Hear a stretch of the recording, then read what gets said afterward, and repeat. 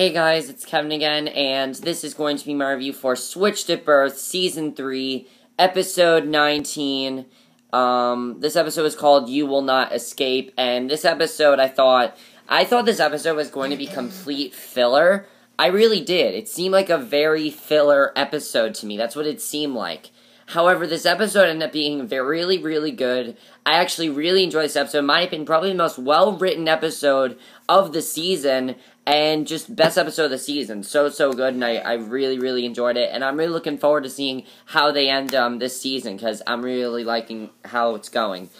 Let's talk about Daphne first. Daphne, of course, I'm sick of her, personally. I am sick of Daphne right now. I mean, she, in this episode, she went way too far, in my opinion. Way too far. I definitely think she went way too far. Let's just get to Daphne's plot first. We'll talk about Bay later, but let's get to Daphne first, because I think Daphne, in my opinion, while I don't like her, it reminds me very much of Awkward, last year. Not Awkward now.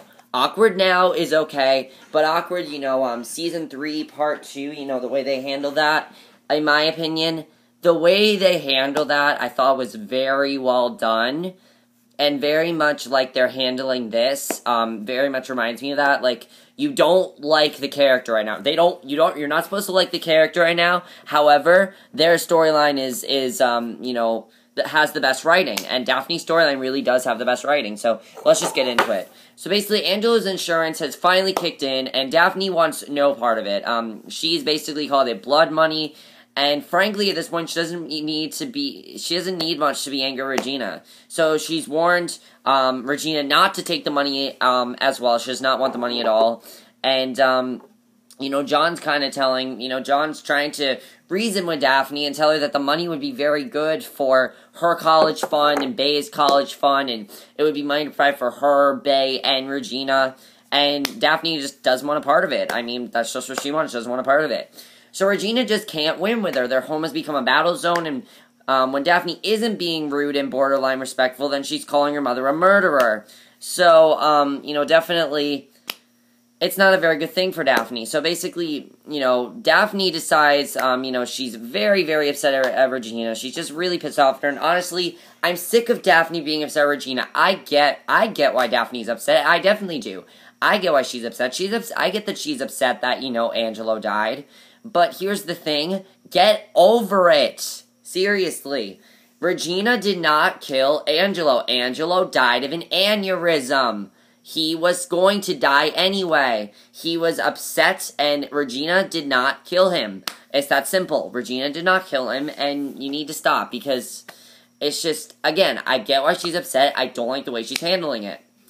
So Daphne decides to arrange the senior ditch day for herself and other classmates, which, there's nothing wrong with that. I have no problem with that.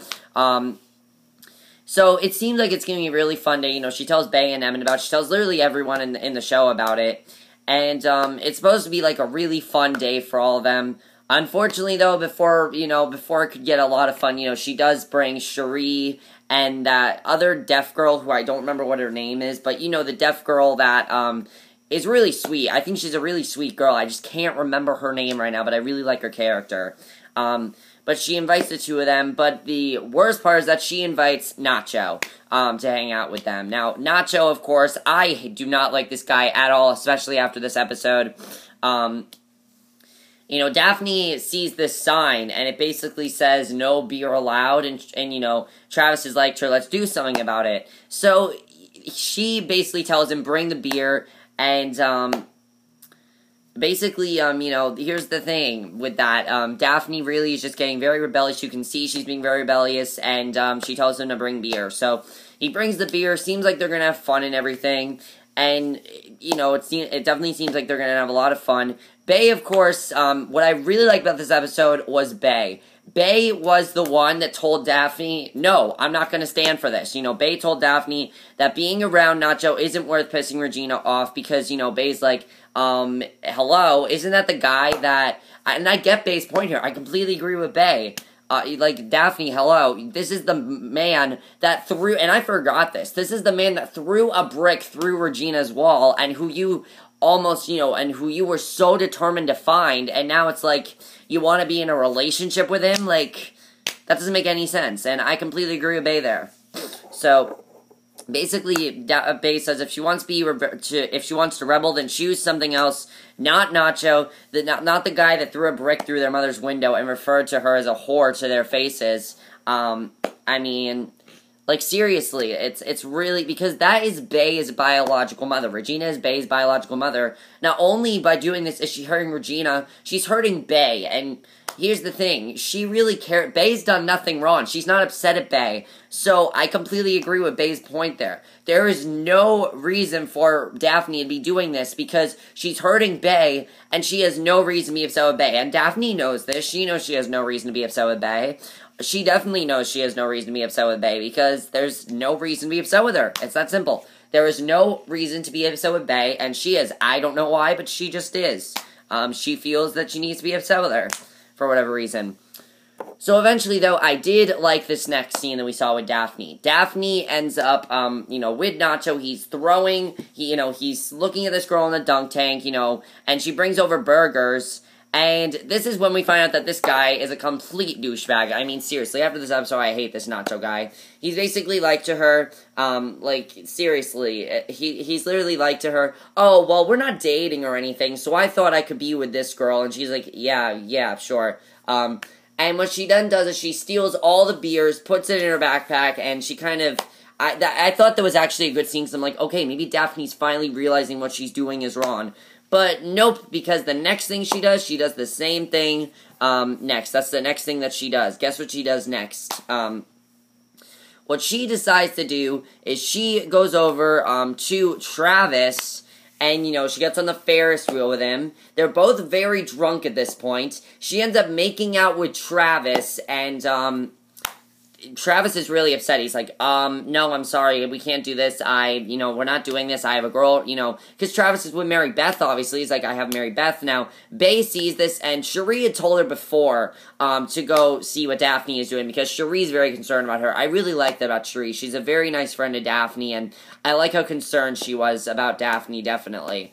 So Bay sees this, and this was probably my favorite scene in the episode, personally. I absolutely love this scene. I thought it worked so well. What Bay said to Daphne was just so true. I agree so much with Bay. Daphne is acting like a child. She's childish. She is rebelling against people for no reason. This is not how you rebel. If you want to be rebellious, just don't do this. Do anything, just not this. It's fine, like, drinking beer. I get that. When you're 18, you want to do that. I get that. I mean, Travis wanted to do that. I have no problems with them drinking the beer. I mean, I'm sure many seniors on Senior Ditch Day want to do that. I get that they want to be a little bit rebellious. That's what Senior Ditch Day is all about, really. I personally wouldn't know, because I'm not a senior in high school yet. I'm only a sophomore, but, I personally wouldn't know, but, I get that they want to be rebellious. What I do not condone what Daphne is doing, though. I completely agree with Bay. Bay, definitely applause to her, because Bay really put Daphne in her place, and her scene with Daphne was probably my favorite scene in the episode, definitely. Cherie takes Daphne home. Daphne, in the meantime, is very, very drunk and everything, and it's not very good with her. It's not going very well with Daphne at all. Just, honestly, Daphne, it's not going well with her at all. And then what basically ends up happening is that, Cherie, takes Daphne back, and then after that, we have probably the biggest scene in the episode with Regina and Daphne. Now, this scene I really liked as well. Because Regina comes in Daphne's room, and she says to her, how much longer is this going to go on? I agree with Regina here. How much longer is this going to go on? Just get over the fact that Angelo is dead. Regina had nothing to do with it. And, Regina's like, well, how much longer do you expect this to go on for? And, Daphne's all upset at Regina, which I get. And here's the thing. Again, I get the points that Daphne made here. Daphne made some very good, valid points, and she gave some very good reasons to be upset with Regina. It's the way she's handling it that's not right. She says to Regina, she's not only upset about that, she's upset still at the fact that Regina lied to her basically her whole life about the switch and things like that. I get that, definitely. I get that Daphne feels like she's been lied to her whole life. I definitely get that, but just rebelling against her like this is not the way to go, and I definitely feel like something bad's gonna happen to Daphne. I mean, Daphne basically said to her, "You're not my mother, you never will be." I thought that was a great way to end the episode, because it's really showing that Daphne is not going to change. She's certainly not going to continue to be with this Nacho guy, because it's like, fuck him, he doesn't give a shit about her. So she's done with him, but she's done with him, but she's not done with being rebellious and going against Regina. So it's definitely going to be interesting to see what happens there. I'm really interested in seeing what's going to happen there. Her plot was the best, and now let's get to Bay. Bay had a lot to deal with in this episode. Of course, Bay is still very concerned about the whole thing with, Angelo's cousin. She is still very worried that she is going to have an aneurysm. She goes over to that doctor. Remember that if that doctor that Angelo talked to, that the doctor that was there for Angelo, when Angelo died in that episode, she goes over to him and asks him to give her an MRI, and we hear back later. Now, she does not tell Emmet. Emmet, in the meantime, actually got into a film school, which is really good for him. So yeah, that's really good. And they go over to the senior ditch day. And but the worst thing could happen to Bay here, because the girl that Matt was using to catfish Emmet is also at the ranch for her senior ditch day, and it seems she's single and she tells Bay she broke up with her boyfriend because of the messages that Emmet wrote. She realized that she didn't have as much of a passionate relationship with her boyfriend, like her boyfriend didn't care about her as much, and she told Bay it made her realize what true love was after hearing all the sweet things Emmet had to say. Hence, when she saw Bay, she asked if Emmet happened to also be in the arena. And I definitely thought this scene was very interesting, because what happens after this is basically, ends up happening after this is that Bay basically Bay talks to Bay decides to talk to Emmet, and this really upsets Bay, and I definitely don't blame Bay here. I definitely, don't blame him, because, Emmet comes back, and basically Bay gets that call from the hospital. She had worked up the nerve to get the MRI done, and she, misses the phone call, and she did not tell Emmet about this. And, I thought it was good, because she didn't want to add to drama, but she did find Emmet, and he was speaking to the girl. She really did not want that to happen. He was speaking to the girl, and it made her just flip off on him. She told Emmet he could speak to whoever he wants, because she's very worried that they're not going to get in the same college, they're not going to see each other ever again, that they're going to be apart, and she does not want to deal with a long-distance relationship. And I get this from Bay. I mean, think about how many relationships Bay has been in that has not worked out for her. Ty, she tried that. She tried a long-distance relationship with Ty. It did not work. Tank, she's tried a relationship with Tank. It does not work. Emmet is the only guy that she really, really cares about, and I definitely get why she's so upset about this, definitely. I really enjoyed that. And from there, she was ready to leave the ranch. I mean, she was sick of just being there. Now, eventually, though, she does get the test results, and we find out that she showed no signs of developing an aneurysm, and basically she tells the doctor that he basically, saved her life, pretty much. I thought that was a cute scene. I definitely enjoyed that. And then, basically, what ends up happening after that is she actually talks to Emmet, and I'm interested in seeing where this is going to go, because, Emmet got into the film program, and apparently she wants to follow Emmet to USC, and here's the thing, though. Why does this remind me of Glee Season 3, when Finn and Rachel decided to do this? We all know how that ended, with Finn and Rachel decided to do this. He ended up letting her go on her dream. Now, the difference is with Emmet. Emmet, is into college, and Bay is on a wait list, so she still doesn't know what's going on with her. So I definitely think it's going to be interesting to definitely see what happens here as far as Bay and Emmet go. I definitely want to know what happens, and I'm very interested in that, definitely. But here's my thing with this. I really don't think it's going to work for Bay and Emmet, because I don't think they're going to be able to go, to follow Emmet, because she does not know, she does not know yet that she's not into a college. I mean, she could have gotten into a college that she doesn't even know about. That could very much be possible. And I definitely feel like that's going to be the finale, is Bay gets into this college, has no idea she got into it, and that's what ends up happening. I feel like that's what's going to happen here, but yeah, that did not happen. By the way, no Toby in this episode. There was no Toby plot, but that was basically Bay's plot. Let's go over to Travis. I really enjoyed Travis's plot. Travis, as we know, was approached by that guy last week to get that job. He ends up actually, going away from Carlton. He drops out of Carlton because he decides, it's pointless to go there. But Melody, of course, is planning on making that new college program for that school that Emmet is going into. I don't remember what it's called, what the name of the school is, but she wants to make that college program, and she doesn't tell Travis about it. She tells Emmet about it, but she doesn't tell Travis because she doesn't know if it's actually gonna happen. Now, Travis at this point, he is planning on dropping out of school, not really coming back, and he almost gave up getting his diploma because he thought a job at the docks was all he was worth. He pretty much thought he wasn't worth all of it. But I really like that Melody convinced him that, he was not, that he could do it, and she made sure he was still enlisted in school. And it's just a very good scene because really getting an education is really important, I gotta say. Getting an education is extremely important, and that's the thing.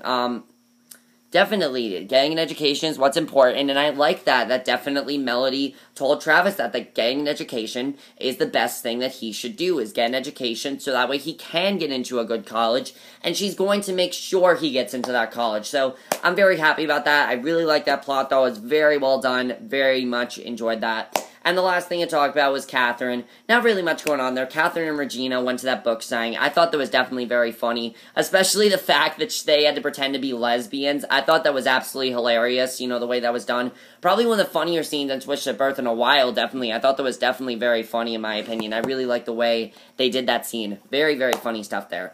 But overall, I love this episode. I thought this was by far the best episode of the season. So many great things about this episode. So many things I loved about this episode. Let's just talk about a few things that are going to happen. Next week's promo looks like it's going to focus, the episode's going to focus a lot on Daphne. And I really think that's a good thing because we're going to start to see more of Daphne, like the problem, that she's getting into. I really hope that by next week, Daphne realizes what she's doing is pointless.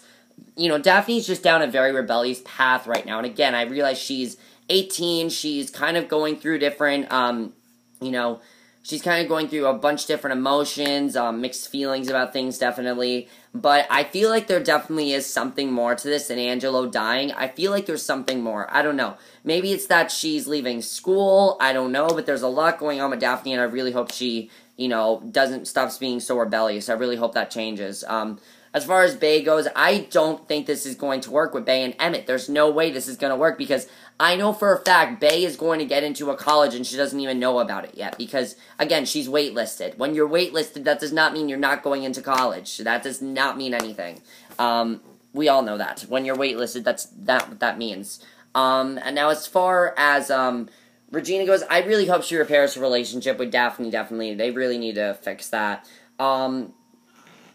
As far as Travis, I really liked that Melody told him that getting an education was really important because it is important that he gets an education. I was really happy that she said that to him, definitely. I really enjoyed that. But overall, I love this episode. Best episode of the season. Let me know what you guys saw this episode. That's it for my review. Hope you guys enjoyed it. By the way, I was surprised by how much I love this episode. And ABC family, stop promoting your episodes like this. Seriously, this promo looks so weird and it ended up being a great episode. Are we going to see that Nacho guy again? I really hope we don't because I kind of hate that guy now. But that's it for my review. Hope you guys enjoyed it. See you guys in my next video, which will be my review for tonight's episode of The Fosters, which I'm actually going to go watch right now. So I'll see you guys for that. Okay, bye.